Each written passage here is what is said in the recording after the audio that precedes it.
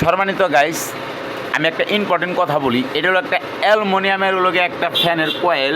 এটা আপনারা যারাই কাজ করেন এবং মডিফাই করেন আর ঝাই করেন নাই করেন, কিন্তু সূক্ষ্মভাবে খুলতে হবে, সূক্ষ্মভাবে লাগাইতে হবে। আর যদি কোনো হিটের কারণে যদি কোনো গ্যাসের ভিতর থেকে অথবা রাউনি থেকে যদি ছিঁড়া যায়, তাহলে অযথা এটা আপনারা মাথা কামাবেন না, তাহলে হয়তো এটা বাদ দিয়ে দেবেন, তাহলে নতুন করে বাইন্ধে দেবেন তামা দিয়া। ধন্যবাদ সবাইকে, ভালো থাকবেন। আর এবং এই অ্যালুমিনিয়ামের কয়েল থেকে সুরক্ষা থাকবেন। অরিজিনাল তামার কয়েলের হলো গিয়া ফ্যান কেনার হলো গিয়া দৃষ্টি আকর্ষণ করবেন না, হলো গিয়া কোম্পানি থেকে হলো গিয়া জেনে নেবেন শোরুম থেকে যাবে এটা তামা নাকি হলো গিয়া অ্যালুমিনিয়াম।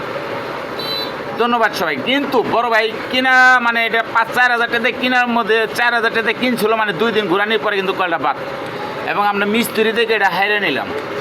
আর আপনাকে বেলা এটা ভাঙাইতে যাব মাত্র 20 টাকা। ধন্যবাদ সবাইকে।